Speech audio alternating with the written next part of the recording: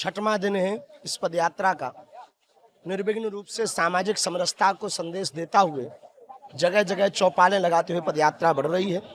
आज सराय खटोला में वंशकार परिवार जो वाद्य यंत्र के द्वारा मंगल काजों में बैंड बाजा आदि की सेवा करते हैं, उनके साथ बैठकर, साधु संतों के साथ बैठकर सड़क पर भोज किया, सामाजिक समरसता का संदेश, हिंदू एकता का संदेश दिया। हम इस देश में सनातन हिंदू एकता चाहते हैं। सनातनियों में हम भेदभाव, छुआछूत मुक्त चाहते हैं। कुछ विरोधी ताकतें इस कार्य को, इस मिशन को रोकने के लिए तरह तरह के षड्यंत्र कर रही हैं, तरह तरह के उपद्रव कर रही हैं।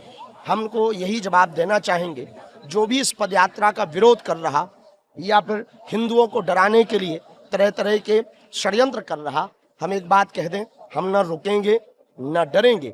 यदि आज भारतीय एक नहीं हुआ, 150 करोड़ लोगों की 150 किलोमीटर की ये पदयात्रा है, यदि सभी एक नहीं हुए तो जो बम धमाका दिल्ली में हुआ है, ऐसा भारत के हर गली कोने में होता दिखाई देगा। इसी के लिए आवश्यकता है एकता की, यूनिटी की। यूनिटी ही एकमात्र माध्यम है जिससे भारत में शांति, विश्व में शांति सनातन के द्वारा स्थापित की जा सकती। इसलिए यह पदयात्रा की जा रही। अब आगे भी और पदयात्रा करेंगे। 16 तारीख को लाखों सनातनी उन आतंकवादी ताकतों को, देश को तोड़ने वाली ताकतों को, देश में व्यभिचार फैलाने वाली ताकतों को, देश में दंगा करने वाली ताकतों को, जो डॉक्टर मुसलमान पकड़ा गया, इस्लाम धर्म का था, लेकिन उसने देश में करोड़ों लोगों की जान लेने की तैयारी कर रखी थी।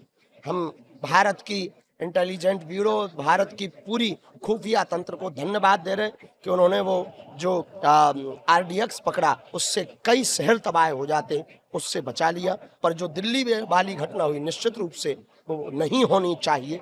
हम इसी आज की पदयात्रा में संपूर्ण भारत को पुनः सामाजिक समरसता के लिए, भारतीय और सनातनी एकता के लिए आह्वान कर रहे हैं कि आओ 16 तारीख को वृंदावन में, वरना हर मोहल्ले में धमाके होंगे।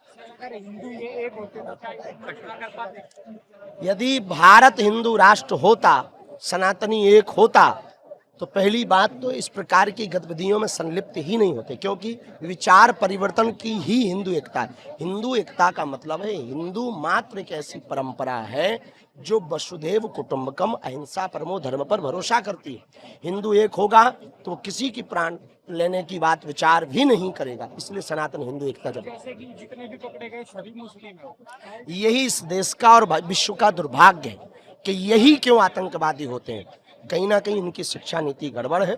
मदरसों की शिक्षा नीति में मानवता पढ़ाने की आवश्यकता है। जैसे कि मैं सबसे लास्ट तक आपके साथ याद कर रहा हूँ, लेकिन कई बार सोशल मीडिया पे दिखाई जाती है कि भगड़ हो गई, पब्लिक बेकाबू, ऐसा हुआ है? अब तक हमें खबर नहीं मिली।